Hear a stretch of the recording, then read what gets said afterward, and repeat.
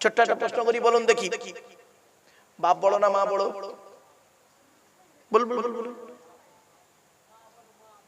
মা বড়। আচ্ছা, আর কে বলছেন মা বড়? আপনারা কি সকলেই একমত? বাবাজি এখানে এমনি বসে কথা বলিনি, শোনেন তাহলে বলি। বাস্তবে একটা ঘটনা তুলছি, চমকে যাবেন আপনারা।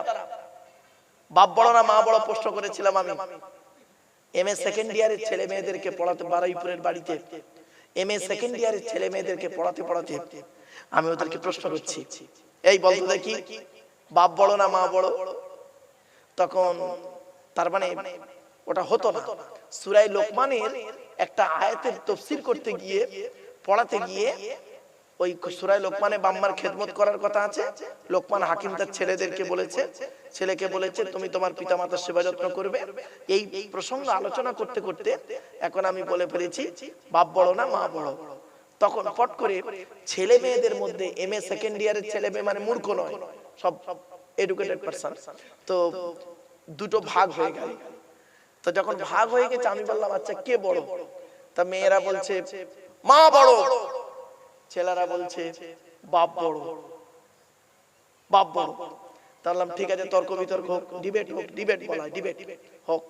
তো একদিকে মেয়েরা মেয়েদের মায়েদের পক্ষে, ছেলেরা হলো বাপের পক্ষে, আমি মাঝখানে বিচারক। শুনে নিন, চমকে যাবে, আমি বিচারক। তো মেয়েরা প্রথম, আমি বললাম কারা প্রথম বলবে? তো মেয়েরা বলছে স্যার আমরা প্রথম বলবো। ঠিক আছে বলো।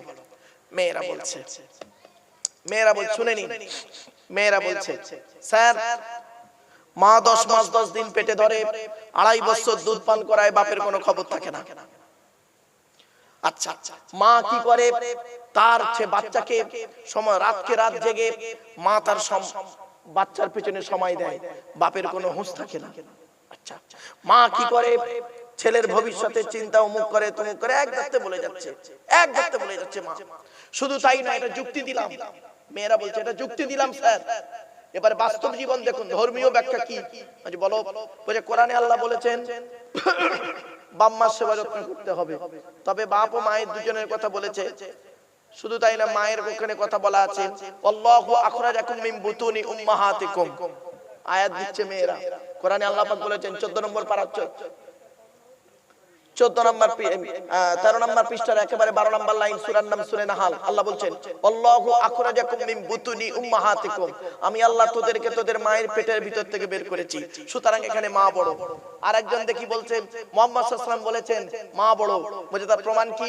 বলছে মুহাম্মদ সাল্লাল্লাহু আলাইহি ওয়াসাল্লামের কাছে একজন ব্যক্তি এসেছিলেন, এসে বলছেন হে নবী আমার বাপ আর মা বেঁচে আছে, আমি কার সেবা করব? নবী বলেছিলেন মায়ের সেবা করো একবার। দ্বিতীয়বার আবার লোকটি জিজ্ঞাসা করলো আমি কার সেবা করব? নবী বললেন মায়ের সেবা করো। আবার নবী বললেন মায়ের সেবা করো। মায়েকে 3 বার কথা বলেছে, 4 বারের মাথায় নবী বলেছেন বাপের সেবা করো।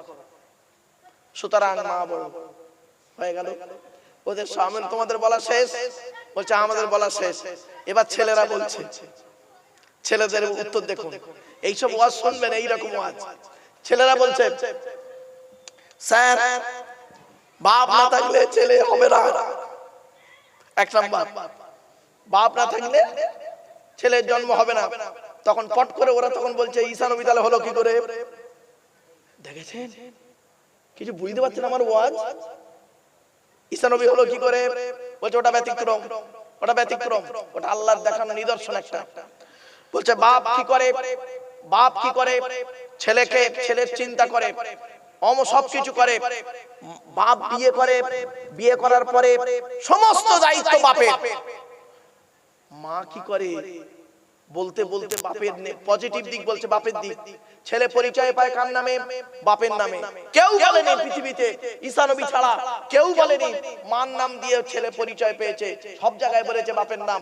আপনি কিতাব খুলুন, খুললেই পাবেন মুহাম্মদ বিন আব্দুল্লাহ, মুহাম্মদ বিন আমিনা বলা হয়নি, ঠিক না বেটি?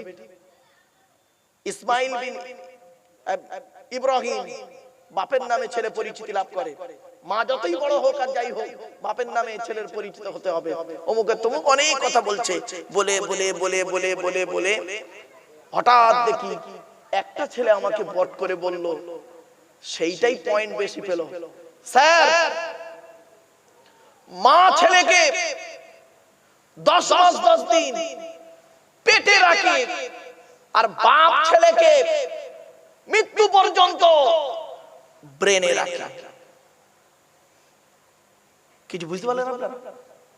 না বুঝতে পারেন? বলছে মা ছেলেকে 10 মাস 10 দিন পেটে রাখে, আর বাপ ছেলেকে সারা জীবন বাপের মৃত্যু পর্যন্ত ব্রেনে রাখে। আমি তখন বললাম কিরকম? বলে স্যার, আমার বাপের সঙ্গে মায়ের বিয়ে হলো, বিয়ে হওয়ার পরে আমার বাপ আনতো, মা খেত, মা রান্না করে দিত, বাপ খেত, কোনো ঝামেলাই ছিল না। হঠাৎ যখন আমি মায়ের পেটে এলাম, আমার মা তখন বলল পেটে বাচ্চা এসে গেছে, তুমি বাপ হতে চলেছো। সেই দিন থেকে আমার বাপের চিন্তা বেড়ে গেল, ছেলে হলে কি খাওয়াবো, ছেলে এবার আমার মায়েরও খাবার দিতে হচ্ছে, আমারও খাবার দিতে হচ্ছে। ডাক্তারখানায় যাবে কে? আমার মা নিয়ে যাবে, বাপ নিয়ে যাবে। টাকা দেবে কে? বাপ দেবে। খরচা করবে কে? বাপ করবে। মায়ের দায়িত্ব ছিল দুধ খাইয়ে ছেড়ে দেবা। অনেক মা তো বাচ্চা হতে গিয়ে মারা যায়, বাচ্চা হতে গিয়ে মারা গেলে সে বাচ্চা বাঁচে না। এই ভাই বলুন না, বাঁচে। তাহলে দুধ খাওয়ানোটা বড় মহামারী কাজ নয়। যুক্তি যখন তর্ক, কোর্টে কোনো দিন গেছেন? কোর্টে গেলে দেখবেন দুটো উকিল তো তর্ক বিতর্ক করে না, তো তখন তো আর কেউ কাউকে মানে না। ব্যাস, বলছে মা 10 মাস 10 দিন পেটে রাখে, বাপ মরণ পর্যন্ত ব্রেনে রাখে। আমার বাপ আমার ভবিষ্যতের জন্য, আমার পৃথিবীতে আসার আগ পর্যন্ত চিন্তা করেছে, আমার ছেলে এলে কি হবে না হবে, কি করব না করব। ছেলের পড়াশোনার দায়িত্ব বাপের, সবকিছু দায়িত্ব বাপের, এমনকি আমার ভবিষ্যতের চিন্তা আমার বাপ করেছে। যার জন্য বাপ সারা জীবন মাটি খেটে খেটে এত কিছু করে গেছে, বাপ ভোগ করতে পারলো না, আমি বাপে দেখে যাওয়া সম্পত্তি ভোগ করছি। এবার বলুন আপনারা খুঁজে পাবেন তো? মুখেই তো বলে দিলেন মা বড়, মা বড় তো বলে দিলেন। এবার দেখুন বাপের দায়িত্ব কি। আপনারা তো বাপের গুরুত্ব বোঝেন না, এই জন্য বাপের গুরুত্ব বোঝে না বলে ছেলেরা বাপের ভাত দেয় না, বইয়ের কথা শুনে ওঠে আর বসে। এই কোরআনে বলা হয়েছে বাপ আর মায়ের কথা, বাপ আর মায়ের কথা। এজন্য আমি এখানে কাউকে ছোট করছি না, বলার উদ্দেশ্য ছিল বাপ আর মাকে দেখা। শুধু মাকে দেখো না, বাপকে গালি দিও না। শুধু বাপকে দেখো না, মাকে গালি দিতে যেও না। বাপ আর মা উভয়কেই দেখো, উভয়কে সমান চোখে দেখো। মনে রেখো এই পৃথিবীতে তোমার আল্লাহর নবীর পরে বাপ আর মা ছাড়া কেউ নেই। এই কোরআনের দলিল, এই কোরআনের দলিল। এই কোরআনে লেখা আছে বাপ মার সেবা করতে হবে। আল্লাহ নিজেই বলেছেন 1 নম্বর পারার 11 নম্বর পৃষ্ঠার 12 নম্বর লাইন, সূরার নাম সূরা বাকারা, ওয়াবিল ওয়ালিদাইনি ইহসানা, বাপ মার সেবা যত্ন করো।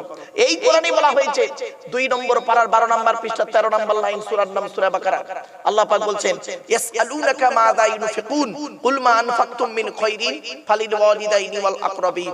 আমার বাপেরা শুনে রেখে দিন, আজকে যাদের বাপ মা চলে গেছে, এখানে যারা বসে আছেন, যারা আসছেন, যারা আসবেন, অনুরোধ করে বলে যাচ্ছি বাপ মার প্রতি লক্ষ্য রাখবেন। আল্লাহ কোরআনে বলছেন নবীর কাছে এক ব্যক্তি এসেছিলেন, নবীর কাছে এক ব্যক্তি এসেছিলেন, ব্যক্তিটির নাম হলো কি জানেন? আমর জামু। কি বললাম? নামটা একটু বলুন অন্তত, সাহাবীর নামটা অন্তত বলুন একটু। আমর জামু। কি বললাম? আমর জামু রাদিয়াল্লাহু তাআলা আনহু। উনি এসেছিলেন নবীর কাছে, প্রচুর টাকার মালিক ছিলেন উনি। নবীর কাছে এসে প্রশ্ন করছেন, ইয়া রাসূলুল্লাহ, আমাকে আল্লাহ পাক অনেক টাকার অর্থ দিয়েছে, আমি অনেক টাকার মালিক, আমি একজন ধনী ব্যক্তি, আমার টাকা পয়সাগুলো কোথায় ব্যয় করলে আল্লাহ খুশি হবে বলে দিন। নবীজি ওই ব্যক্তির প্রশ্ন শুনে চুপ করেছিলেন। আমার নবী নিজের থেকে কোনো কথা বলতেন না। ওমা ইয়ানতিকু আনিল হাওয়া ইন হুয়া ইল্লা ওয়াহয়ুন ইউহা। আল্লাহর ওহী ছাড়া নবী কথা বলতেন না। নবী চুপ করে আছেন। এমন সময় আল্লাহ পাক ওনাকে কেন্দ্র করে কোরআনের এই আয়াতটা নাযিল করলো। কি? ইয়াসআলুনাকা মাযা ইউনফিকুন কুল মা আনফাকতুম মিন খায়রিন ফালিল ওয়ালিদাইনি ওয়াল আকরাবিন। 2 নম্বর পারা 12 নম্বর পৃষ্ঠা 13 নম্বর লাইন, সূরার নাম সূরা বাকারা, আল কোরআন। আল্লাহ পাক বলছেন ইয়াসআলুনাকা নবী তোমাকে ওরা প্রশ্ন করছে মাযা ইউনফিকুন কি খরচা করবে তারা। আল্লাহ পাক বললেন কুল নবী তুমি বলো মা আনফাকতুম মিন খায়রিন ফালিল ওয়ালিদাইনি ওয়াল আকরাবিন, টাকা পয়সা ধন সম্পদগুলো সর্বপ্রথম তোমরা তোমাদের বুড়ো বুড়ি বাপ আর মায়ের পিছনে প্রথম ব্যয় করবে, আল্লাহ খুশি হয়ে যাবে। সর্বপ্রথম টাকা পয়সা ব্যয় করবেন কার পিছনে? জোরে বলুন। বাপ আর মায়ের পিছনে।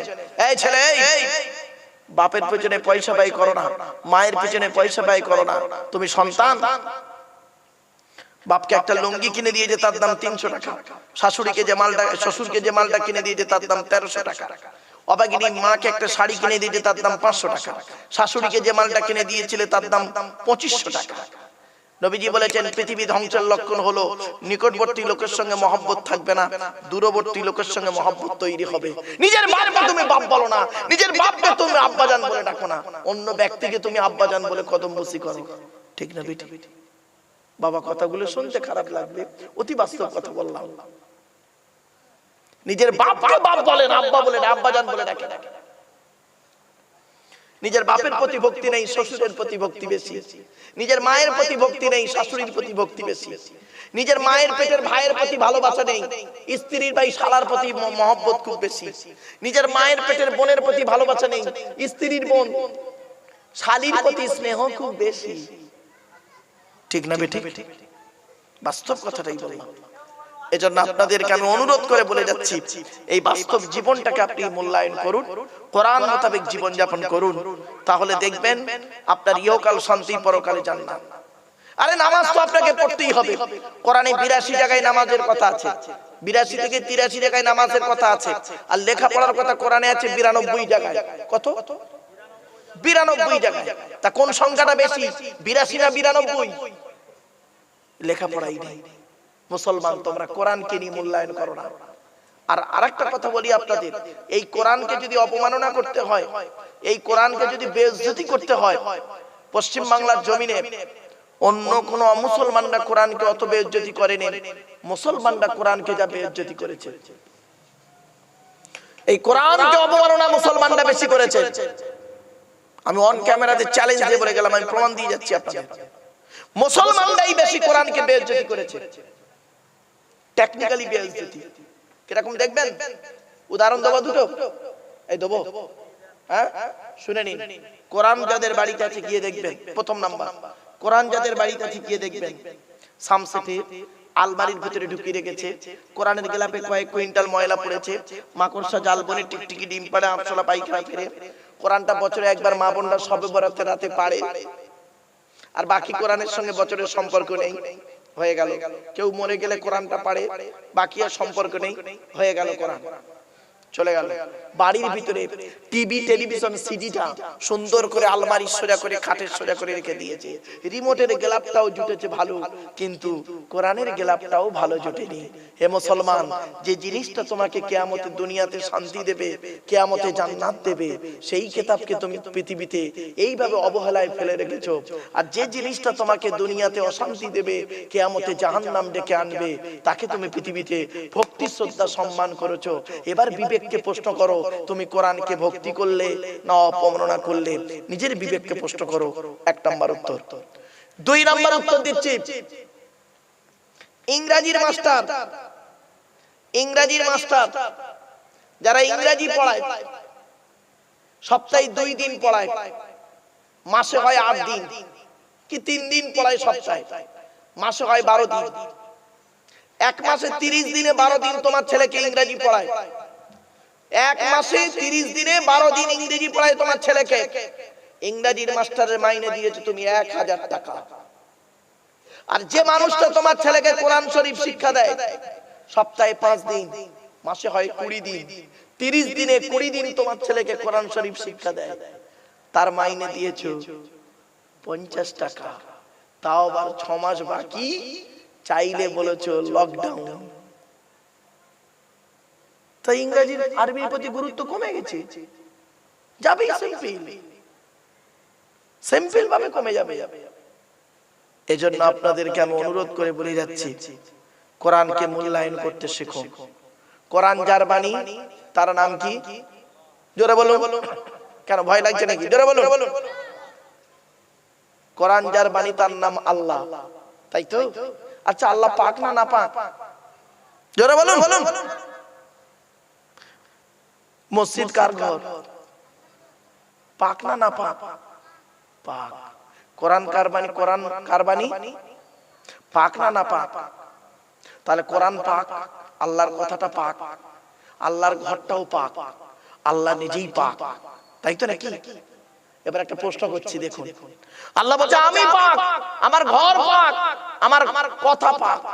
তো আমার ঘরের দায়িত্ব যারা নিবি তারা কেন না পাক হবি? যাকে তাকে মসজিদ কমিটি করেন কেন? এই যুবক ছেলেরা ভালো করে শুনে যাও, যাকে তাকে মসজিদ কমিটি করবেন না, এই কোরআনে লেখা আছে। আমি বলি কোরআনই আছে।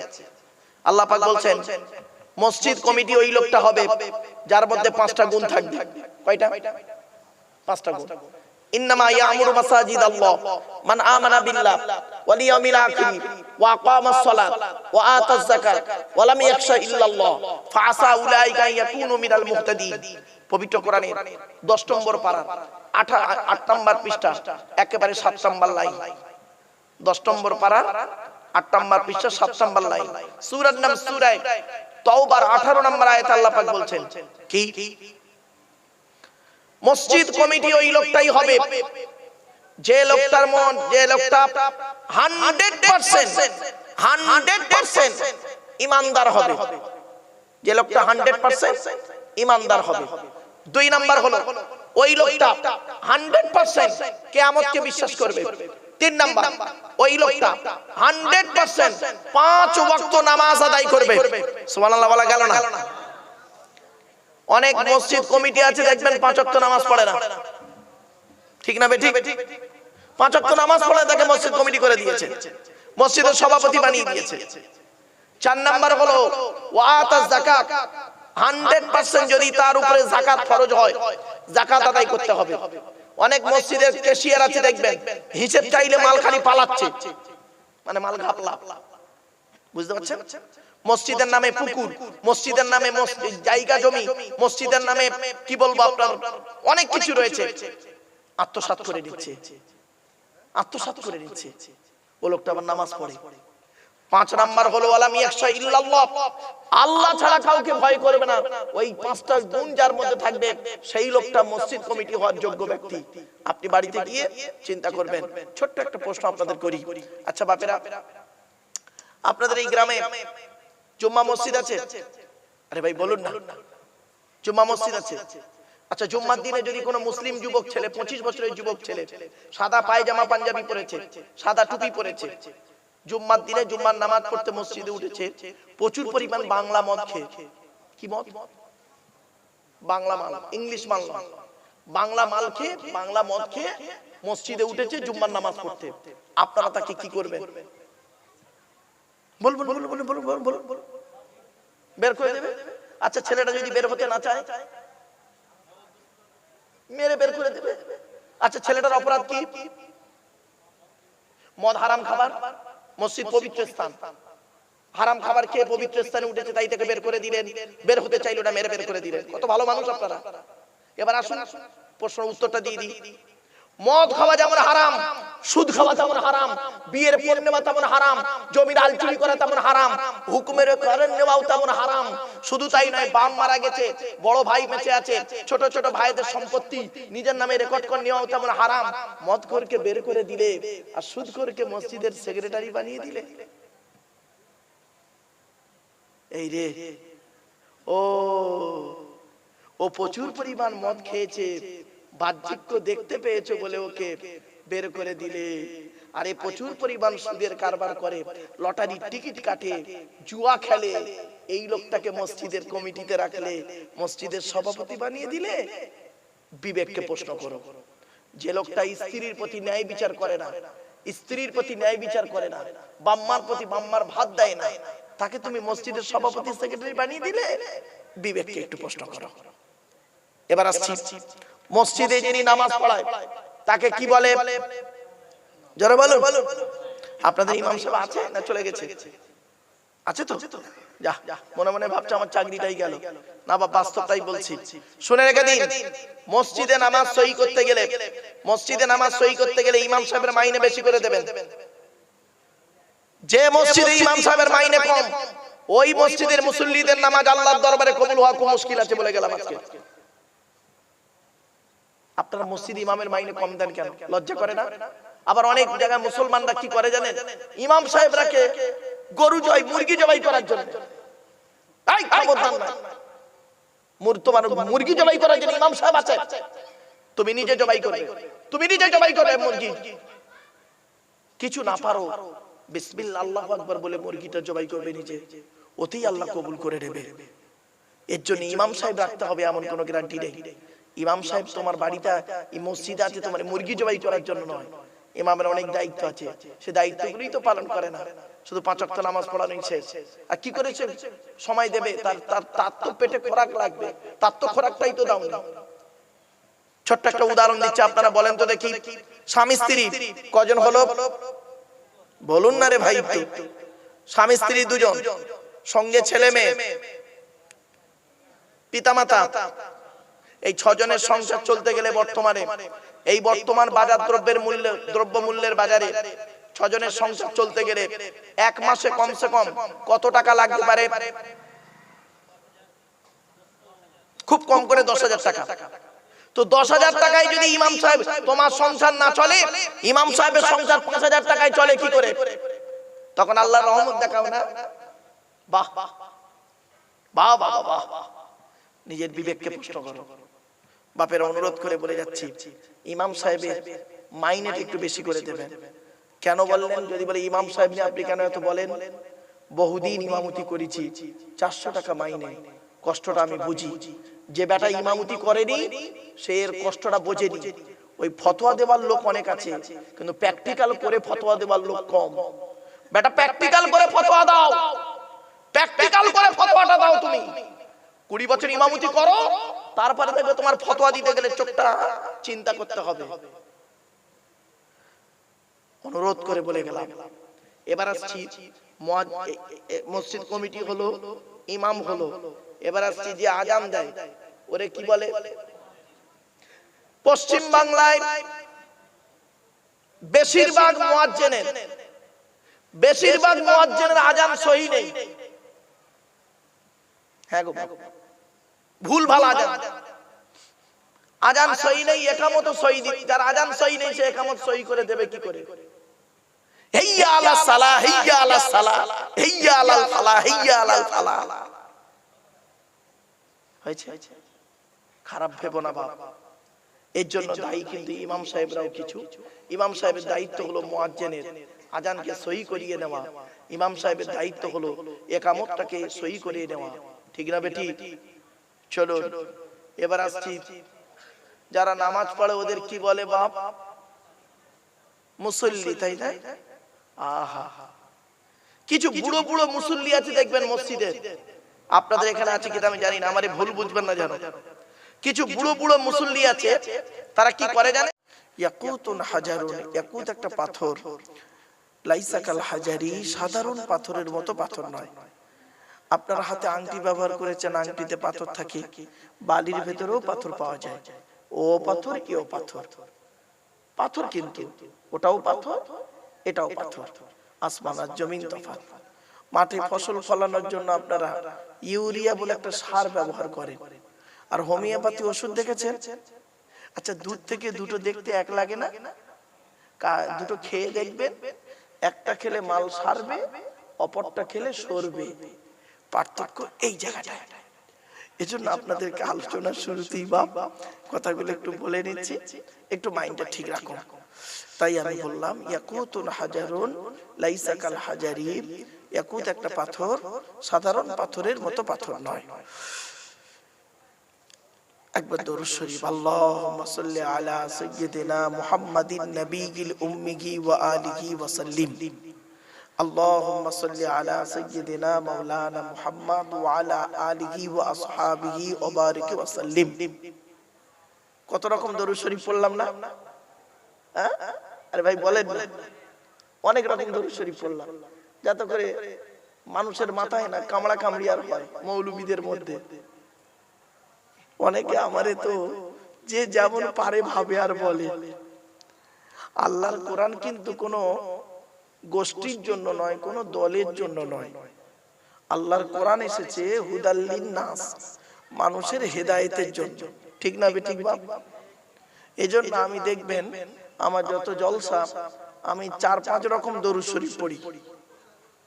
4-5 রকম। একবার দরুদ শরীফ পড়লাম, নামাজের যে দরুদটা পড়ে ওটাও পড়লাম, আরো এই দুটো দরুদ পড়লাম, আরো অনেকগুলো দরুদ শরীফ আছে। এজন্য আপনাদেরকে আমি বলি বাপ, এজন্য আপনাদেরকে আমি বলি, আপনারা এসব নিয়ে আপনাদের হাতে ধরে বলে যাচ্ছি, এসব নিয়ে তর্ক বিতর্ক, ঝগড়াঝাটি, মারামারি, একে অপরের গালি গালাজ, একে অপরকে ছোট করা, একে অপরের নামে দুর্নাম বদনাম করা, এসব থেকে একটু দূরে সরে থাকবেন। এসব থেকে দূরে সরে থাকবেন। পরনিন্দা পরচর্চা করে কি লাভ হবে? আপনার হবে কি, আমার কি হবে? ছোট্ট একটা কথা আপনাদের বলি। আচ্ছা, উদাহরণ দিচ্ছি বাবা, ক্ষমা চেয়ে নিচ্ছে আলোচনা শুরুতেই। আমি একটা আঙুল আপনাদের দিকে লাগিয়ে বললাম, খারাপ ভাববেন না, উদাহরণ দিচ্ছি। একটা আঙুল আপনাদের দিকে লাগিয়ে বললাম আপনারা সব চিটিংবাজ। আচ্ছা বলুন তো কটা আঙুল আপনাদের দিকে আছে? জোরে বলুন। একটা। আর 3টা আঙুল কোন দিকে? নিজের দিকে। তার মানে আমি টিবিল চিটিংবাজ। মনে রাখবেন, পৃথিবীর সব থেকে কঠিন কাজ কি জানেন? আর পৃথিবীর সব থেকে সহজ কাজ কি?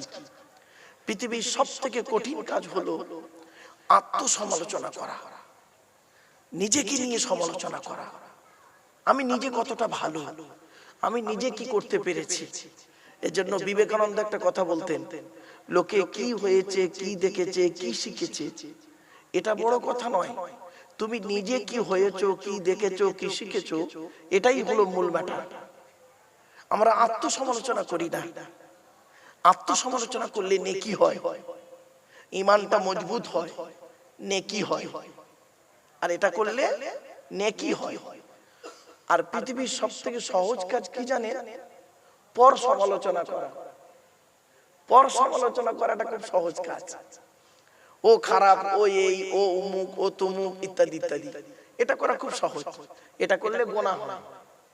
তো আপনারাই এখানে বসে ঠিক করে নিন বাপেরা, আত্মসমালোচনা করবেন না পর সমালোচনা করবেন? আমি একজন মলি সাহেব, আপনাদের চোখে একজন বক্তা বলুন আর যাই বলুন, আমি এখন আমার কাজ হচ্ছে আত্মসমালোচনা করা। ঠিক না বেটি? আমি পর সমালোচনা করে পাপ বাড়িয়ে আমার লাভ নেই। আমি এজন্য আমার যত জলসা আপনারা দেখবেন বাবা, আমি আত্মসমালোচনা বেশি করি, পর সমালোচনায় থাকি না। পরিষ্কার কথা। চলো আমার বাপেরা, আলোচনা শুরুতেই একবার মহান আল্লাহ পাকের কাছে একটু ক্ষমা চেয়ে নেব। আমরা আমাদের জীবনের ত্রুটিগুলি ক্ষমা চেয়ে নিয়ে কোরআনের আলোচনা আজকে শুরু করব। আপনারা যে কজন মানুষ বসে আছেন, বাপেরা যারা কষ্ট করে দাঁড়িয়ে আছেন, আপনারা যদি একটু বসতেন কষ্ট করে। আসলে ব্যাপারটা কি জানেন, এই বেশ কিছু জায়গায় জলসায় যাই তো প্রবলেম হয় কি জানেন। ছোট্ট একটা উদাহরণ দিই, এটাও আবার না বললে নয়। আচ্ছা, এখন সব থেকে দামি কাপড়ের নাম কি বলতে পারেন? কোম্পানিটার নাম রেমন্ড। কি বললাম? বলেন না, বলেন একটু। রেমন্ড কোম্পানির দামটা একটু বেশি, কাপড়টা খুব দামি কাপড়। রেমন্ড কোম্পানির কাপড়টা কোট টোট করতে গেলে খুব দামি কাপড় ওটা। রেমন্ড যারা পরে তারা জানে। আচ্ছা ধরুন আপনাকে আমি রেমন্ডের কাপড়ের একটা কোট পরাবো, কোট, আর চোস্তা পায়জামা দেবো। চোস্তা পায়জামা বোঝে? পাঞ্জাবির সঙ্গে যেটা পরে, তা রেমন্ডের কাপড়ের কোট আর চোস্তা পায়জামা, আর পায়ে দেবো একটা ছেঁড়া হাওয়াই চপ্পল। কেমন লাগলো বলুন? বিচ্ছিরি লাগবে না?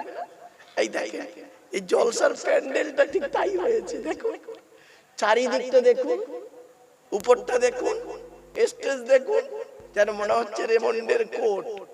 আর খুঁটির গায়েগুলো দেখুন, চোস্তা পায়জামা। খুঁটি, খুঁটি, আপনারা খুঁটি বলেন তো ভাই? খুঁটির গায়েগুলো চোস্তা পায়জামা, আর নিচেই দেখুন ছেঁড়া হাওয়াই চপ্পল।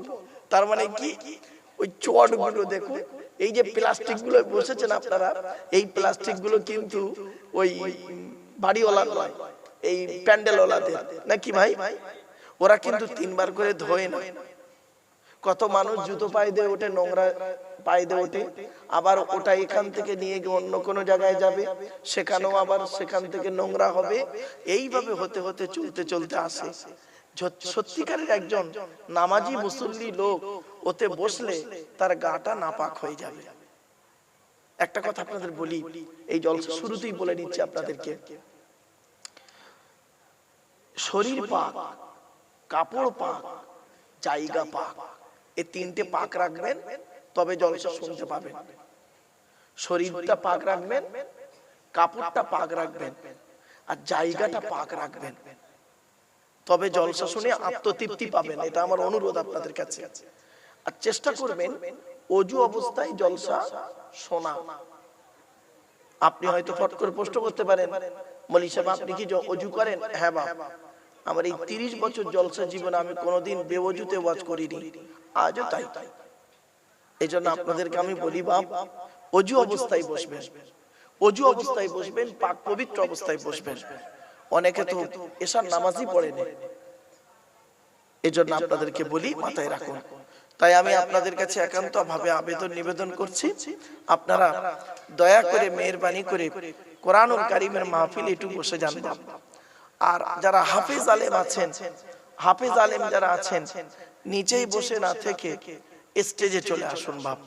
যারা আলেম হাফেজ, আমি তেমন ভালো হাফেজ নই, তেমন ভালো আলেম নই, তেমন ভালো বক্তা নই, তবে আলেম হাফেজদের আমি ইজ্জত করতে কোনোদিন দ্বিধাবোধ করি না। নবীজি বলেছেন, আমি বলিনি, নবী বলেছেন, কোন আলিমান, হাক্কানি আলেম হও। হাক্কানি আলেম হতে যদি না পারো, আও মুতাআল্লিমান, হাক্কানি আলেমের ছাত্র হও। তাও যদি সুযোগ না পাও, আও মুস্তামিআন, হাক্কানি আলেমরা যেটা বলে মনোযোগ সহকারে সেটাকে শ্রবণ করো। তাও যদি সুযোগ না পাও, আও মুহিব্বান, হাক্কানি আলেমদেরকে অন্তর দিয়ে ভালোবাসো। ওয়ালা তাকুন খামিসান ফাতুহলিকু, 5 নাম্বারটা হতে যেও না, তাহলে তুমি ক্ষতিগ্রস্ত হয়ে যাবে। তাই আপনাদেরকে আমি অনুরোধ করছি বাপেরা, গ্রামবাসী ভাই সকল, বাবাজিরা, আমার যুবক ভাইরা, আপনাদের কাছে আমার একান্ত ভাবে আবেদন নিবেদন, আপনারা দয়া করে মেহেরবানি করে এই কোরআনুল কারীমের মাহফিলে একটু হাজির হয়ে যান বাপেরা। আসুন আমরা একটু মোনাজাত করব। আল্লাহুম্মা আমিন। রব্বানা যালামনা আনফুসানা ওয়া ইল্লাম তাগফির লানা ওয়া তারহামনা লানাকুনান্না মিনাল খাসিরিন। রব্বি জিদনি ইলমা রব্বিরহামহুমা কামা রাব্বায়ানি সগীরা। রব্বুল আলামিন, আল্লাহ, সন্ধ্যা থেকে নিয়ে এখন পর্যন্ত বহু আলোচনা হয়েছে মাবুদ। আমি অধম গুনাহগার, তেমন তো কিছুই জানি না। আল্লাহ, আমার আগে আমার এক ভাই, তিনি আলোচনা করছিলেন। আল্লাহ, 2-10 মিনিট যা কিছু আলোচনা করেছেন মাবুদ, আল্লাহ তার আলোচনাকে কবুল করে নিন। ওগো দয়াময় আল্লাহ, আমি অধম গুনাহগার, তেমন তো কিছুই জানি না, আমার নিজস্ব বলার কোনো ক্ষমতাই নেই। সুবহানাকা লা ইলমা লানা ইল্লা মা আল্লামতানা ইন্নাকা আনতাল আলিমুল হাকীম। রব্বুল আলামিন, যা কিছু বলাবেন, শোনাবেন, পড়াবেন, আল্লাহ আমাদের আমল করার তৌফিক দান করুন। খাস করে মাবুদ, দূর দূরান্ত থেকে যে সমস্ত বাবাজিরা, যুবক ভাইরা, স্নেহের কচি কচি বাচ্চারা, মা বোনেরা, রাতের আরামকে হারাম করে দিয়ে, মূল্যবান সময়কে ব্যর্থ দিয়ে, আরামের বিছানাকে ত্যাগ করে দিয়ে পবিত্র কোরআনুল কারীমের মাহফিল শোনার জন্য চাতক পাখির ন্যায় ছুটে এসেছেন, আসছেন এবং আসবেন। কিয়ামতের দিন, মুসিবতের সময় আরশের তলায় ছায়া দান করুন। রব্বিশ হালি সদরি ওয়া ইয়াসসির লি আমরি ওয়াহলুল উকদাতাম মিন লিসানি ইয়াফকাহু কওলি।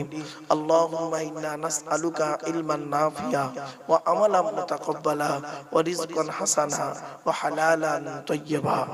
ওগো দয়াময়, বাড়িওয়ালা বড় আশা আকাঙ্ক্ষা নিয়ে বাপ মা সবের সানি, আত্মীয়দের সবের সানি, গ্রামবাসীর সবের সানি, আমরা এখানে যত মানুষ বসে আছে প্রত্যেকের বাপ মা, ভাই বোন, দাদা দাদি, নানা নানি, খালা খালু, ফুফা ফুফু, মামা মামি, সকলের সবের সানির উদ্দেশ্যে আল্লাহ দোয়ার মাজলিস আমরা বসেছি।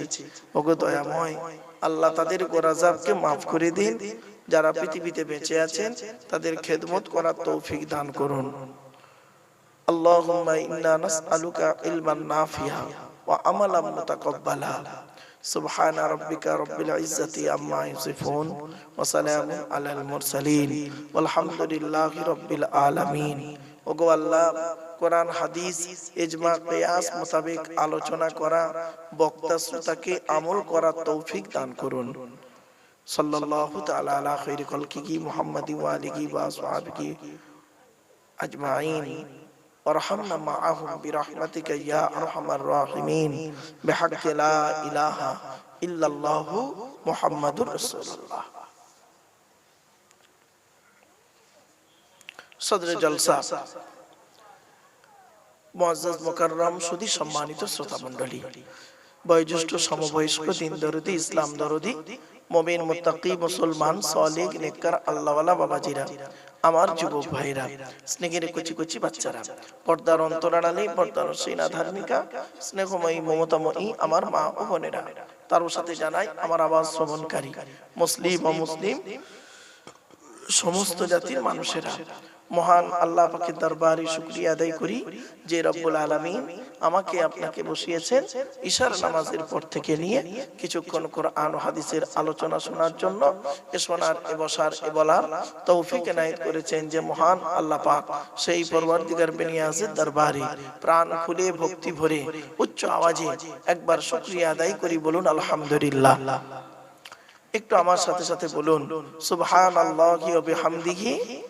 বলেন বাবেরা, সুবহানাল্লাহি ওয়া বিহামদিহি সুবহানাল্লাহিল আযীম। এটি হলো বুখারী শরীফের শেষ হাদিস।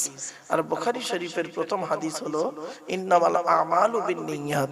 এর বাংলা অর্থ হচ্ছে প্রত্যেকটা কাজ তার নিয়তের উপরে নির্ভর করে। তাই এতগুলো জ্ঞানী গুণী বুদ্ধিজীবী মানুষ আপনারা এসেছেন, আপনাদের অন্তরে একটা নিয়ত আছে। আমি অদম আব্দুল্লাহিল মারুফ, তেমন ইলম নেই, তেমন জ্ঞান নেই, আল্লাহ পাক আমাকে এখানে আনিয়েছেন, আমারও অন্তরে একটা নিয়ত আছে। আমার নিয়তটা আপনারা কেউ জানেন না, আপনাদের নিয়তটা আমিও জানি না। সুতরাং উভয়ের নিয়ত যিনি জানেন তিনি কে? আল্লাহ। ইন্নাল্লাহা আলিমুম বিযাতিস সুদূর। নিশ্চয়ই আল্লাহ রাব্বুল আলামিন বান্দার অন্তরের খবর সবই রাখেন। তাই আজকের এখানে যা কিছু আলোচনা হবে আপনাদের মাঝে, আমার মাঝে, আজকের আলোচনার সাক্ষী থাকবে কে? আল্লাহ। আল্লাহু শাহীদুম বাইনি ওয়া বাইনাকুম। আপনাদের মাঝে, আমার মাঝে আজকের আলোচনার সাক্ষী রাখলাম সৃষ্টিকর্তা আল্লাহ পাককে। এবার আসছি আলোচনার বিষয়বস্তু সম্পর্কে। কিসের উপরে আলোচনা করব আজকের আপনাদের কাছে? আজকের কোরআনুল কারীম থেকে একটি সূরার সংক্ষিপ্ত আলোচনা আপনাদের কাছে রাখবো ইনশাআল্লাহ। টু দি পয়েন্টের উপরে সূরাটির আলোচনা রাখবো। আমি গতবারে এসেছিলাম, এখানে মনে হয় কোন সূরার আলোচনা হয়নি, তাই তো নাকি বাপ? আপনাদের মনে পড়ছে কি গতবারে? আজকের একটি সূরার সংক্ষিপ্ত আলোচনা আপনাদের কাছে রাখবো ইনশাআল্লাহ। কি অসুবিধা হচ্ছে? কি বলছে? আচ্ছা আচ্ছা,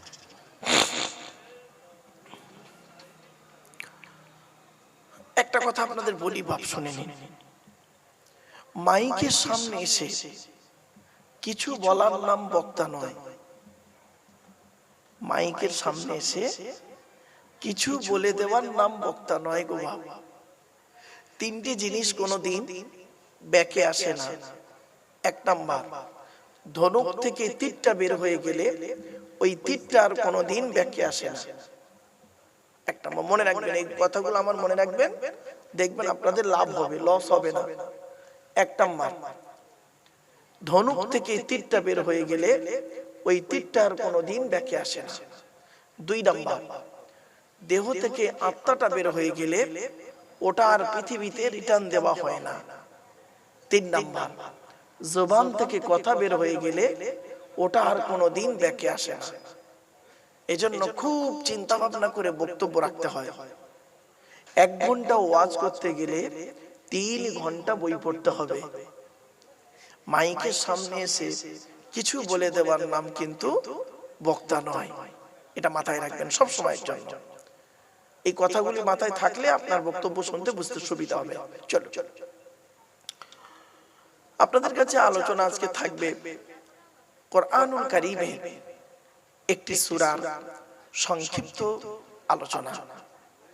আগে আমাদের জেনে নিতে হবে বেশ কিছু কথা, সে কথাগুলো কি কি বলে দিচ্ছি। আজকে আমাদের আলোচনার বিষয় থাকবে 5টা বিষয়ের উপরে। 1 নাম্বার, কোরআন যার বাণী তার সম্পর্কে আমি আলোচনা করব। এ আমি সব জায়গাতে করি। কেন?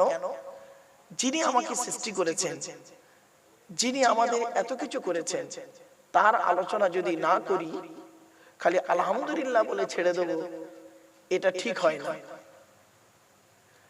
সৃষ্টি জগতের আলোচনা করি খুব বেশি, সৃষ্টি জীবের আলোচনা করি বেশি, কিন্তু সৃষ্টিকর্তার আলোচনা আমরা কম করি। ঠিক না বেটি? আমার কথা বুঝতে পারছেন আপনারা? সৃষ্টি জীবের আলোচনা করি বেশি, সৃষ্টি জগতের আলোচনা করি খুব বেশি, বেনিয়ে বুনিয়ে অনেক কিছু করে বলি। কিন্তু আমার সৃষ্টিকর্তা ফেরেশতাদের বলে, আরে আমি তো ওকে সৃষ্টি করেছি, ওকে নিয়ে মাতামাতি করছে, আর আমি সৃষ্টিকর্তা, গোটা কোরআনে আমাকে সব জায়গাতে পাবে, আমার আলোচনা বান্দা একবারও ভালো করে করলো না। সৃষ্টিকর্তাটা কে? সৃষ্টিকর্তাটা কে? আল্লাহ কে? তার পরিচয়টা কি? তার কাছে কেন মাথা নত করব? কেন নামাজ পড়বো? কেন রোজা রাখবো? কেন আল্লাহর ইবাদত করব? কেন সব জায়গাতে আল্লাহকে ডাকবো? এই কেন উত্তরটা আমার বান্দারা কই আমাকে একবার করলো না, আর নিজে বুঝতেও চাইলো না। সারা পৃথিবীতে আমার সৃষ্টি জীব, আমার সৃষ্টি জগৎকে আমি সাজিয়েছি, তারা একবারও দেখলো না। তারা কি করলো? আমার সৃষ্টি জীবের একজন ব্যক্তি হোক, বস্তু হোক, তাকে নিয়েই তারা পাগল হয়ে মতো মাতামাতি করলো। আর আমার বেলায় কি বললো? শুরুতেই আলহামদুলিল্লাহ, সমস্ত প্রশংসা আল্লাহ তোমার, ওইটুকুই বলে শেষ।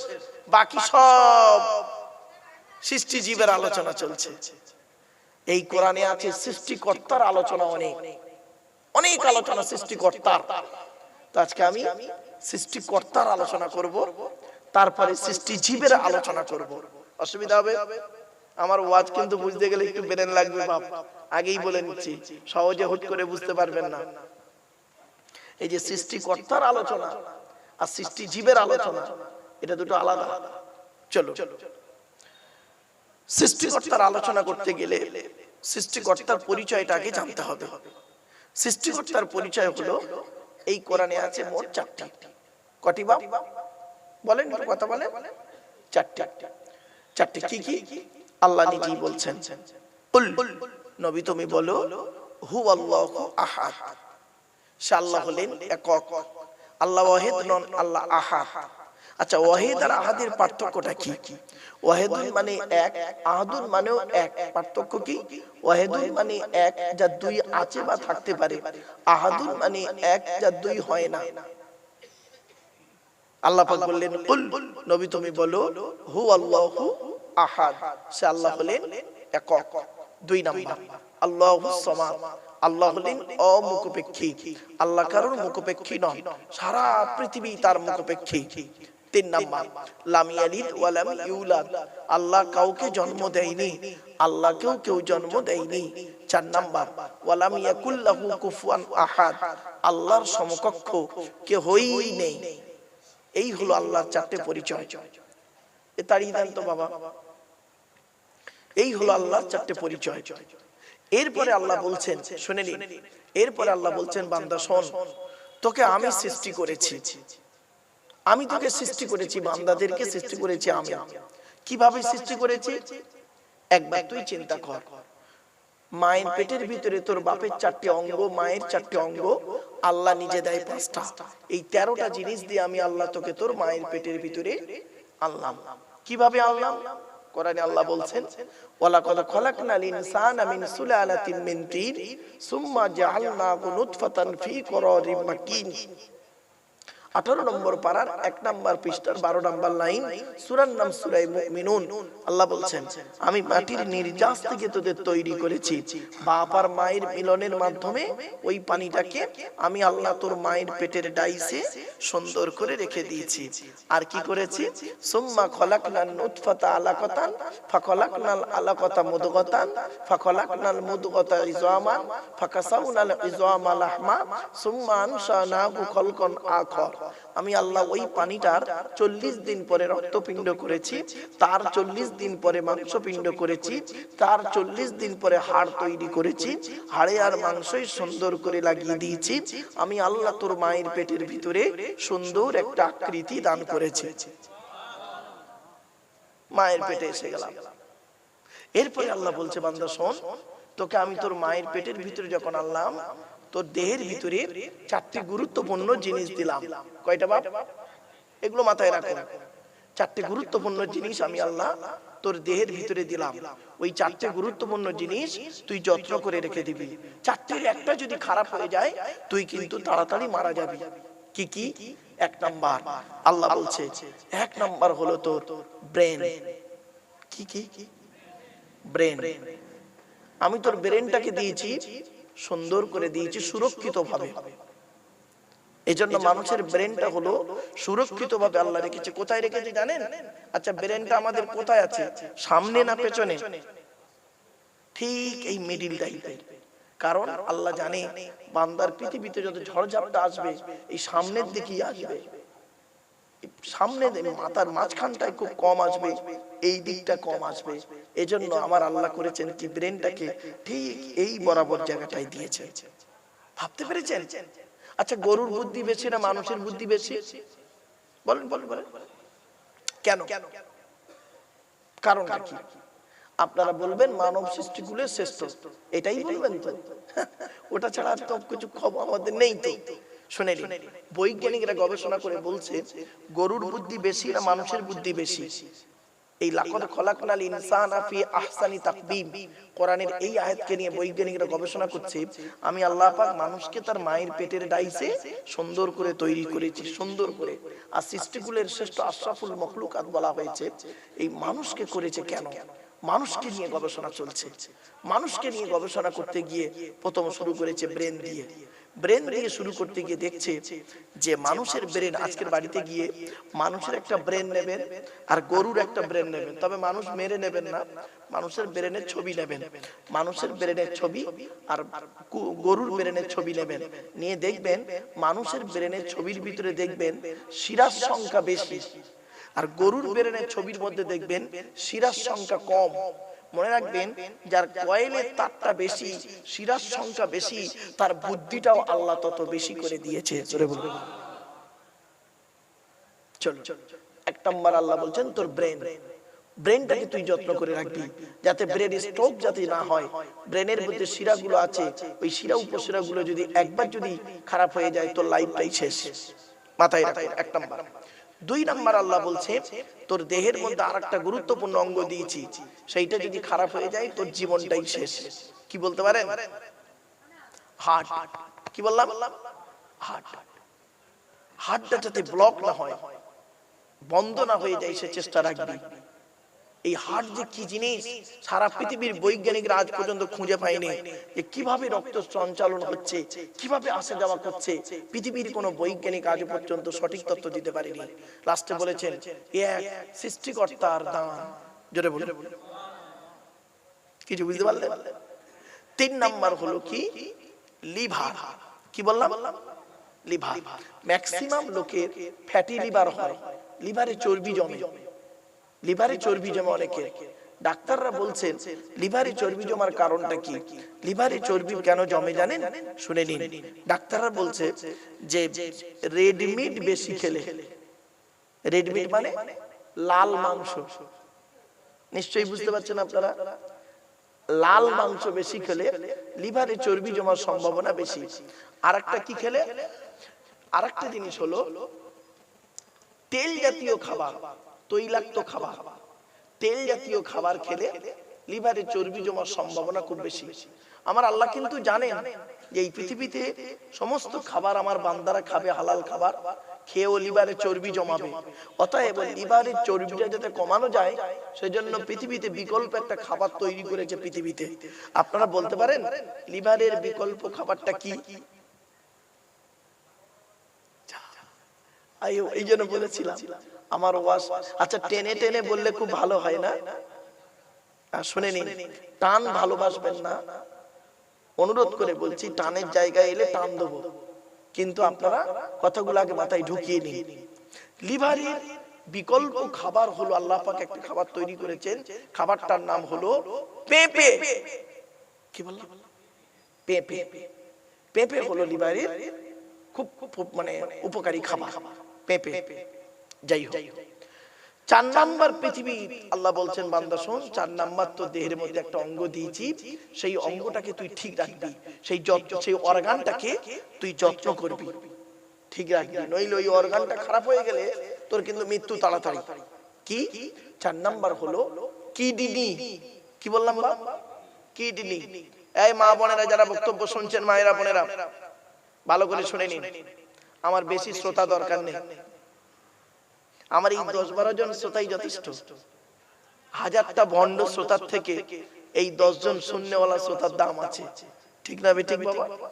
হ্যাঁ, এই জন্য বলে দিচ্ছি। 4 নাম্বার অর্গানটা হলো কি? সেটি হলো কিডনি। নবী বলেছেন তুমি পর্যাপ্ত পরিমাণ পানি পান করো। নবীর প্রিয় খাবার কি কি? আল্লাহর নবীর প্রিয় খাবারগুলো কি কি শুনে নিন। আল্লাহর নবীর কয়েক কটা ছিল প্রিয় খাবার, সব খাবারই কম বেশি হালাল খাবার খেতেন নবীজি, কিন্তু প্রিয় খাবার ছিল কিছু বেশি। তার মধ্যে একটা হলো কি জানেন? স্বচ্ছ পানি। কি বললাম? স্বচ্ছ পানি। নবীজি পর্যাপ্ত পরিমাণ পানি পান করতেন, পর্যাপ্ত পরিমাণ পানি পান করতেন।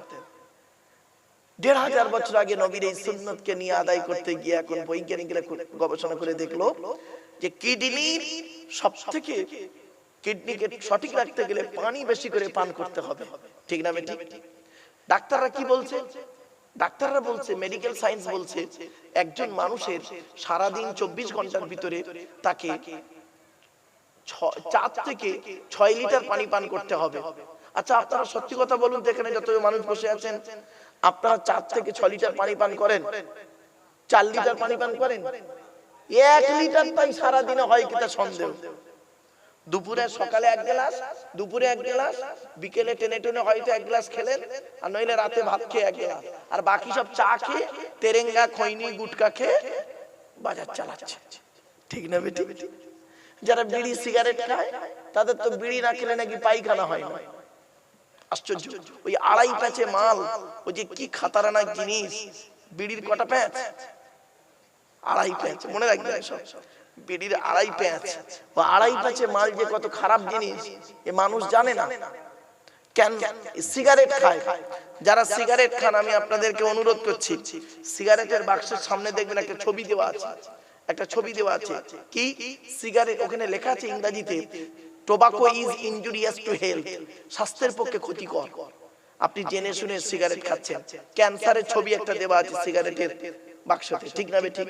আপনি খেয়ে যদি মারা যান ক্যান্সারে, ওই সিগারেটের কারণে ক্যান্সার হয়ে যদি মারা যান, আর আপনার জন্য একজন আলেম যখন দোয়া চাইবে, আল্লাহ আল্লাহ এর শরীর মানে গোরাজাবটাকে মাফ করে দাও, আল্লাহ এর কবরটাকে শান্তি দাও, অমুক দাও, তমুক দাও, আল্লাহ বলবে এই সিগারেট খেয়ে মরেছে আর তুই ওর জন্য দোয়া চাইছিস। ভাবতে পেরেছেন? মদ খেয়ে যদি মারা যায়, মাতলামি করতে গিয়ে মারা যায়, সেই মদ খোরের জন্য আপনাকে দোয়া চাইতে হবে। আল্লাহ বলছে কি রে, মদ তো হারাম জিনিস, হারাম খাবারটা খেয়ে মরে গেল আর তুই তার জন্য দোয়া চাইছিস। আত্মহত্যা করা হলো হারাম। শুনে নিন এই মা বোনেরা, ছেলেরা, যুবকেরা, আত্মহত্যা করা হলো হারাম। হারাম। রাসূল করিম সাল্লাল্লাহু আলাইহি ওয়াসাল্লাম বলেছেন আত্মহত্যা করা হলো হারাম। এই জন্য আত্মহত্যা করে যদি কেউ মারা যায়, তার জানাজার নামাজ কিন্তু মানে হাক্কানি আলেমদের পড়ানো একটু, অনেকের মতে একটু দ্বিধা আছে, একটু দ্বিধা আছে। কেন? যাতে করে ওকে দেখে 10টা মানুষ শেখে যে আত্মহত্যা করা হলো হারাম। এই যুবক ছেলেরা কি করে নিজের জীবনটাকে আত্মহত্যা করে দেয়, জাহান্নামী। খবরদার নয়, এগুলো মাথায় রাখুন। এই 4টে অর্গান দিয়ে আল্লাহ পাক তৈরি করেছেন। এরপর আল্লাহ বলছেন, বান্দা শোন, তো দেহের মধ্যে আমি আল্লাহ 9টা ছিদ্র দিয়েছি। কটা ছিদ্র বাপ? 9টা ছিদ্র। 9টা ছিদ্র কি কি? 2 চোখ, 2 নাক, 2 কান, একটা গাল, 7টা, আর সামনে আর পেছনে। এই দেহের মধ্যে 9টা ছিদ্র আছে গো বাপ। এই 9টা ছিদ্রে যে কোনো একটা ছিদ্র দিয়ে আল্লাহ পাক আত্মা বের করে নেয় ফেরেশতার মাধ্যমে। কত মানুষ দেখবেন মারা গেছে, মারা যাওয়ার সময় দেখবেন পেশাব ফিরে ফেলে। কত মানুষ দেখবেন মারা গেছে, মারা যাওয়ার পরে দেখবেন পায়খানা ফিরে ফেলেছে। কত মানুষ দেখবেন মারা গেছে চোখটা চেয়ে আছে। কত মানুষ দেখবেন মারা গেছে গালটা হাঁ করে আছে। কত মানুষ দেখবেন মারা গেছে হাতটা খেঁচে আছে, কানটা খাড়া হয়ে আছে। কিন্তু মুমিন ব্যক্তি যারা, খাঁটি মুমিন যারা, যারা আল্লাহকে 100% বিশ্বাস করে, নবীদেরকে 100% বিশ্বাস করে, মুমিন ব্যক্তির আত্মাটাকে আল্লাহ পাক এমন ভাবে বের করে নেয় ফেরেশতার মাধ্যমে, ও বান্দা নিজেই বুঝতে পারে না।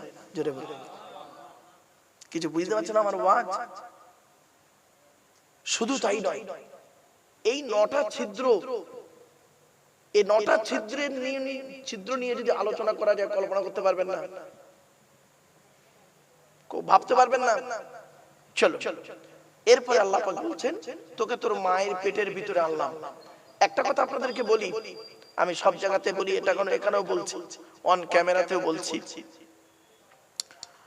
হিন্দু মুসলমান মারামারি ঝগড়া করবেন না। আচ্ছা, কিসের হিন্দু কিসের মুসলিম আপনারা মারামারি করেন?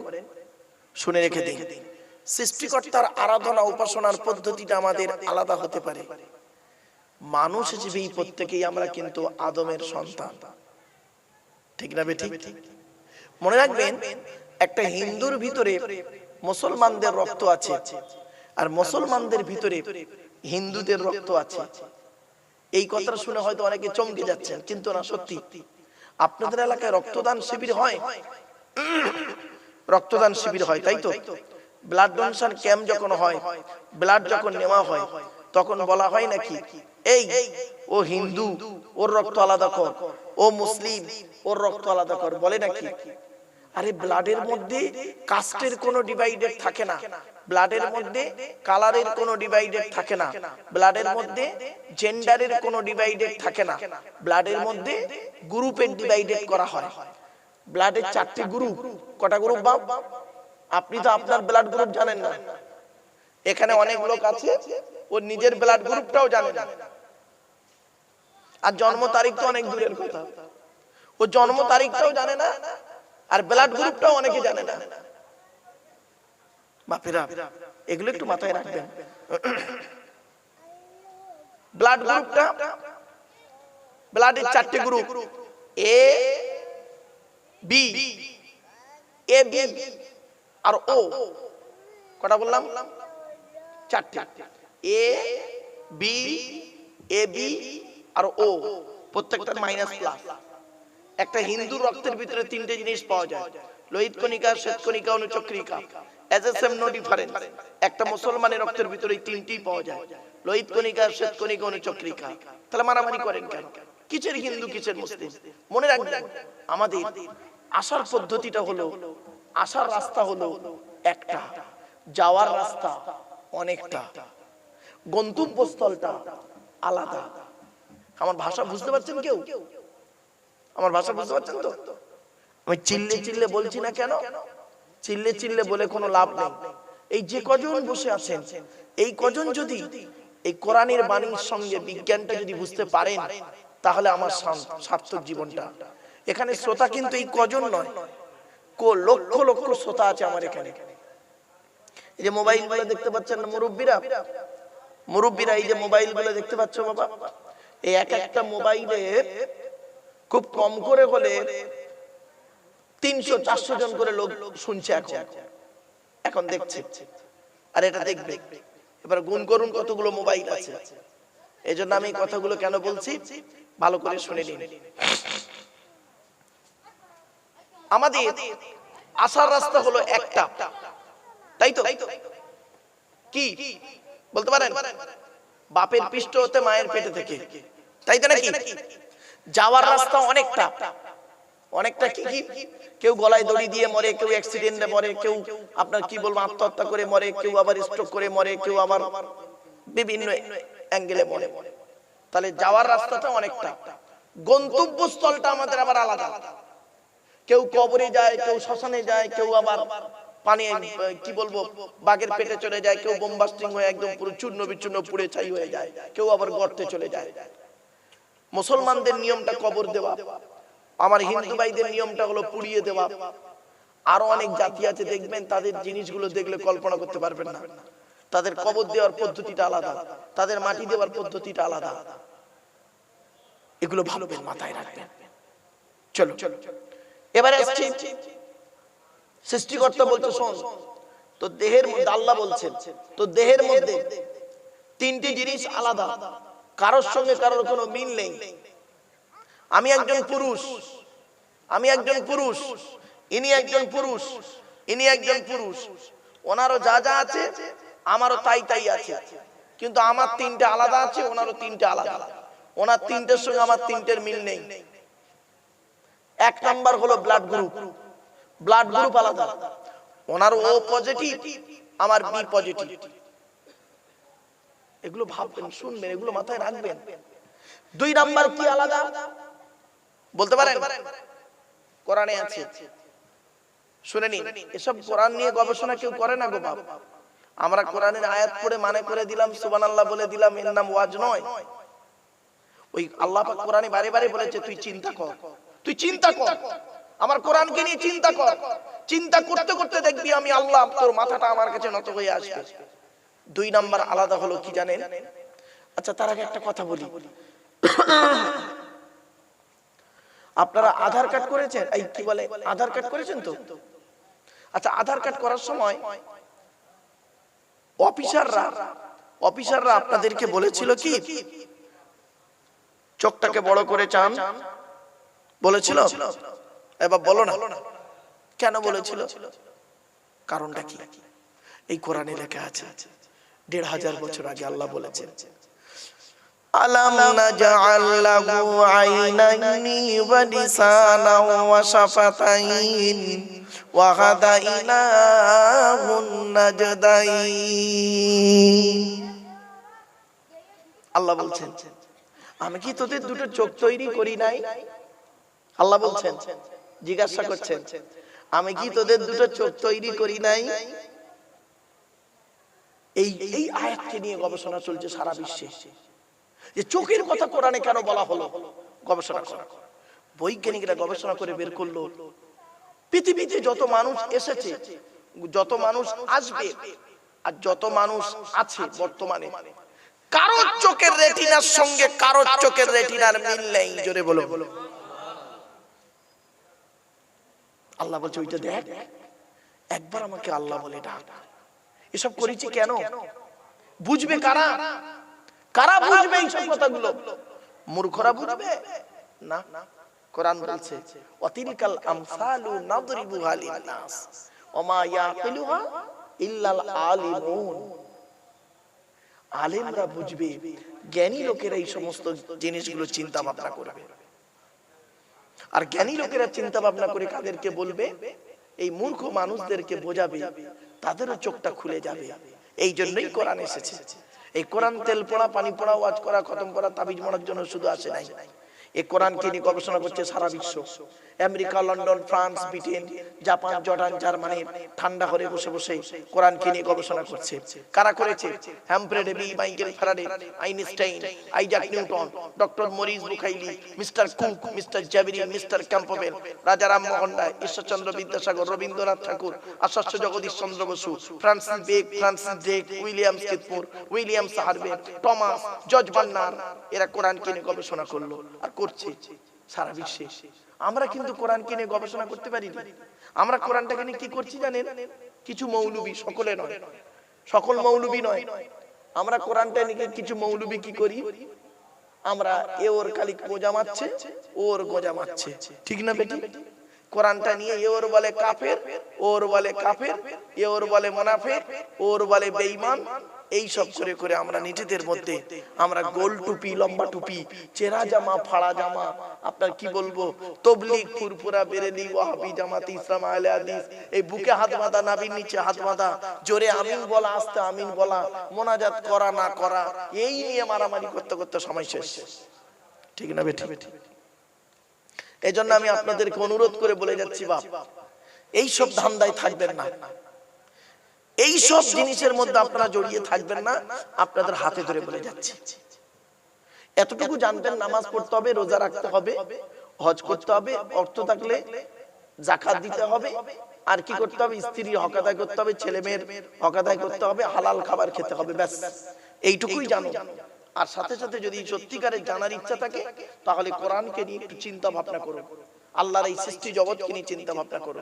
চলো, তাহলে 1 নাম্বার হলো রক্ত আলাদা, 2 নাম্বার হলো চোখের রেটিনা আলাদা, 3 নাম্বার আল্লাহ বলছেন আরেকটা জিনিস তোদের আলাদা করেছি, কারোর সঙ্গে কারোর কোনো মিল নেই। সেটা হলো কি জানেন? কোরআনে আল্লাহ পাক বলছেন, আয়াহসাবুল ইনসানু আল্লান নাজমাআ ইযামা বালা কাদিরিনা আলা আন নুসাউবিয়া বানানা। পবিত্র কোরআনের 29 নম্বর পারা, সূরার নাম সূরা কিয়ামত, 4-5 নম্বর আয়াতে আল্লাহ বলছেন, হে মানব জাতি, আমি তোদের সৃষ্টি করেছি আর তোদের মনের মধ্যে যা কিছু আছে সব জানি। তোরা কি মনে করেছিস আমরা মরে গেলে পচে গলে হাড় হয়ে যাব? কিয়ামতের মাঠে আল্লাহ মনে হয় আর তুলতে পারবে না। কখনোই ভাববি না। এই পৃথিবীতে যেমন তোদের বুড়ো আঙুলের ছাপ যেমন কারোর সঙ্গে কারোর কোনো মিল নেই, কিয়ামতের মাঠেও কারোর সঙ্গে কারোর কোনো মিল পাবি না। জোরে বলে। ছোট্ট একটা উদাহরণ দিচ্ছি আপনাদেরকে, বলুন তো বাপেরা দেখি। আল্লাহ বলছে, বান্দা তুই একবার চিন্তা কর, তুই একবার চিন্তা কর, তুই যে খাবারটা খাস, 22 ফিট লম্বা নাড়ি। কত ফিট লম্বা নাড়ি? 22 ফিট লম্বা নাড়ির ভিতর দিয়ে পচিয়ে পচিয়ে পচিয়ে পচিয়ে মালটা এসে পেশাবের জায়গায় পেশাব চলে যায়, পায়খানার জায়গায় পায়খানা চলে যায়, আর ভিটামিন জাতীয় জিনিসগুলো তো শিরা উপশিরার মধ্যে চলে যায়। আচ্ছা, ভাতের রং কি? জোরে বলুন। আর পায়খানার রংটা কেমন? কেন? একবার তো ভাবেননি। ভাতের রং সাদা, পায়খানার রং হলুদ কেন? পেটে কতটা হলুদ রং আছে আপনার? খালি হলদি বেরোচ্ছে। হয়তো অনেকে বলবেন, হুজুর আমি তরকারি খাই। আপনি তরকারি খাবেন না, শুধু সাদা ভাত খাবেন, তবু আপনার পায়খানা হলুদ হবে। আবার দেখবেন শাক খাবেন, শাক খাবেন আর হলুদ পায়খানা হবে না। ঠিক না বেটি? কারণটা কি? কারণটা কি? কোন মানুষ যদি তার দেহ নিয়ে ভাবে, আল্লাহ নিয়ে, দেহ নিয়ে যদি ভাবে, সে আল্লাহ শুকরিয়া আদায় করে শেষ করতে পারবে না। ভাবতে পেরেছেন বাপেরা? আল্লাহ বলছে, বান্দা শোন, তোর হজম শক্তি দিয়েছি, 22 ফিট লম্বা নাড়ির ভিতর দিয়ে তুই হজম করে বের করিস। তুই একবার চিন্তা কর, একটা পিঁপড়ে তারও হজম শক্তি দিয়েছি, তার কত ফিট লম্বা নাড়ি আছে, একবার ভেবে দেখ, একবার তুই ভেবে দেখ। আল্লাহ বলছে, বান্দা তুই এটাও চিন্তা কর, তুই তো এই শীতকালে কত ঘন্টা ঘুমাস? 6 ঘন্টা, 8 ঘন্টা, 10 ঘন্টা ঘুমিয়ে পড়ে থাকিস বিছানা। আর এই পৃথিবীতে একটা সৃষ্টি জীব আছে আমার, কোনদিন সে ঘুমায় না, সব সময় জেগে থাকে। আল্লাহ একটা সৃষ্টি জীব, বলবো পিঁপড়ে, ঘুমায় না। আল্লাহ বলছে, বান্দা শোন, এই পৃথিবীতে তুই 24 ঘন্টার মধ্যে 6 ঘন্টা ঘুমোস, আর এই পৃথিবীতে এমন একটা জীব আছে মাত্র 3 মিনিট ঘুমায়, মাত্র 3 মিনিট ঘুমায়। এই বাচ্চাটাকে সরাম তো, নিয়ে চলে গেছে। 3 মিনিট ঘুমায়, তার নাম হলো জিরাফ। ভাবতে পেরেছেন?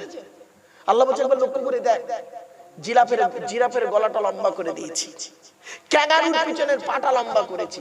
একবার চিন্তা কর, শায়েস্তানগরের মানুষেরা, শায়েস্তানগর তো এটা নাকি ঠিক বললাম, শায়েস্তানগরের মানুষেরা একবার চিন্তা কর, জিরাফের গলাটা লম্বা করে দিয়েছি, ক্যাঙ্গারুর পিছনের পাটা লম্বা করেছি। একবার চিন্তা কর, একবার ভাব, আমাকে আল্লাহ বলে ডাক, আমি আল্লাহ তোর ডাকে সাড়া দেব। আল্লাহ বলে, বান্দা তুই একবার লক্ষ্য কর, এই পৃথিবীতে আমার সৃষ্টি জগতের ভিতরে, তোর দেহের ভিতরে, আপনারা জানেন না, শুনে নিন, বই ডাক্তাররা বলছেন ডাক্তাররা বলছেন মানুষের পা থেকে মাথা পর্যন্ত যত শিরা উপশিরা আছে সমস্ত শিরা উপশিরা গুলোকে যদি পরস্পর লাইন দেওয়া যায়, লাইন দেওয়া হলে পৃথিবীর এক প্রান্ত থেকে অপর প্রান্তে পৌঁছে যাওয়া যাবে। ভাবতে পেরেছেন? শুধু তাই না, আল্লাহ বলে তোকে তোর মায়ের পেটের ভিতরে আনলাম, মায়ের পেটের ভিতরে এনে তুই কিভাবে থাকলি, 10 মাস 10 দিন রাখলাম তোকে। ছোট্ট একটা প্রশ্ন করি, উত্তরটা দেন তো দেখি। লাথি মারলে মানুষ হাসে না কাঁদে? আরে ভাই বলুন না। বাচ্চা যখন ছেলেকে লাথি মারে, বাচ্চা যখন তার মাকে লাথি মারে, ছেলে যখন তার মাকে লাথি মারে, মা তখন হাসে না কাঁদে? জোরে বলুন। হাসে আবার কাঁদে। আমার এই ওয়াজ শুনতে গেলে একটু ব্রেন লাগবে। কি আলোচনা হচ্ছে ইউটিউবে যারা আছে তারা বুঝতে পারছে, জ্ঞানী গুণী লোকেরা। একই সন্তান, দুটোই লাথি। একটা লাথি মারলে বাচ্চা মা হাসে, আর একটা লাথি মারলে মা কাঁদে। এই শায়েস্তানগরের নারীর পুরুষেরা ভালো করে শুনে নাও, একটাই সন্তান তোমার, দুটোই লাথি, দুটোই লাথি। একটা লাথি মারলে মা হাসে, একটা লাথি মারলে মা কাঁদে। কখন? খালি জায়গাটা আলাদা, পর্দার এপার আর ওপার। মায়ের পেটে যখন বাচ্চা যখন থাকে, বাচ্চা যখন মায়ের পেটে লাথি মারে, মা তখন হেসে ফেলে, ঠিক না বেটি? ডাক্তার জিজ্ঞেস করেছে, ডাক্তার বলছে তোমার বাচ্চা বেঁচে আছে কিনা বুঝবে কি করে? বাচ্চা নড়ে তো পেটে, 8 মাস হয়ে গেছে বাচ্চা নড়ে নেই, 2 দিন নড়ে নেই, তাই টেনশনে আছে। হঠাৎ বাচ্চা করেছে কি 2 দিনের মাথায় পেটে লাথি মেরেছে, মা তখন হেসে ফেলে ডাক্তারকে ফোন করেছে, স্যার আমার পেটে বাচ্চা লাথি মেরেছে। হেসে ফেলে বলছে তাহলে চিন্তা নেই, বাচ্চা বেঁচে আছে। তাহলে মায়ের পেটে বাচ্চা যখন লাথি মারে, মা তখন হেসে ফেলে। আর ওই বাচ্চা মায়ের পেট থেকে এসে, ওই বাচ্চা মায়ের পেট থেকে এসে যখন বাচ্চা বড় হয়ে যায়, আর বাচ্চা যখন, ওই ছেলে যখন মাকে লাথি মারে, তখন মা কাঁদে। মায়ের ছোট্ট পেটে ছেলের জায়গা হয় 10 মাস 10 দিন। মায়ের ছোট্ট পেটে ছেলের জায়গা হয় 10 মাস 10 দিন। আর ছেলের 10 কামরা ঘরে অভাগিনী মায়ের একটু শোয়ার জায়গা হয় না।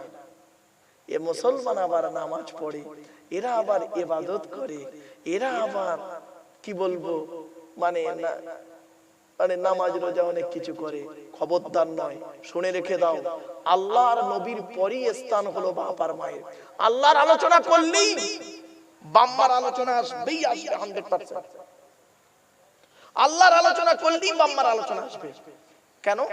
আল্লাহ পাক বাপের পৃষ্ঠ হতে মায়ের পেটে থেকে পৃথিবীর মুখ দেখিয়েছেন।